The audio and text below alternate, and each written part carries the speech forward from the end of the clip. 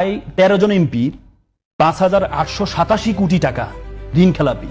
13 জন MP, যে 13 জন MP গত 17-18 বছর ক্ষমতায় ছিল না, যারা ক্ষমতায় এখনো আসেননি, এমন 13 জনের যদি 5,887 কোটি টাকা তাদের ঋণ খেলাপি হয়, এই ব্যক্তিগুলা যদি ক্ষমতায় যায়, আমি যদি একটু তাহলে একটা কথা বলবো, আপনি ঋণ খেলাপি করেছেন, আপনি দেখেছেন জামাতের কয়জনকে আপনি ঋণ খেলাপিতে পেয়েছেন, আর বিএনপি 13 জন এমপি ঋণ খেলাপিতে আপনি 5,887 কোটি টাকা পেলেন।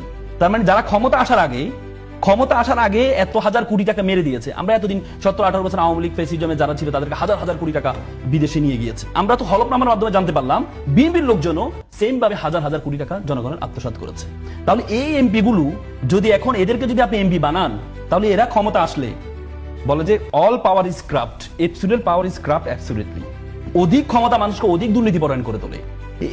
এরা যদি ক্ষমতায় আসে, তাহলে বাংলাদেশের এর আগে 17-18 বছর আওয়ামী লীগ যে রেকর্ড করেছে তার চেয়ে রেকর্ড ভঙ্গ হবে।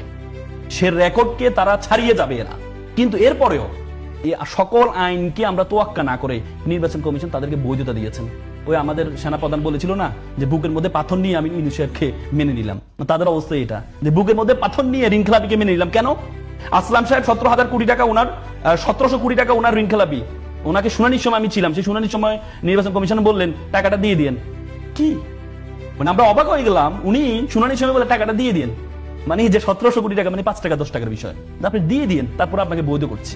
তাহলে সেই নির্বাচন কমিশনের আপনার কাছে মনে হয় সেই নির্বাচন কমিশনের কোনো মেরুদণ্ড আছে?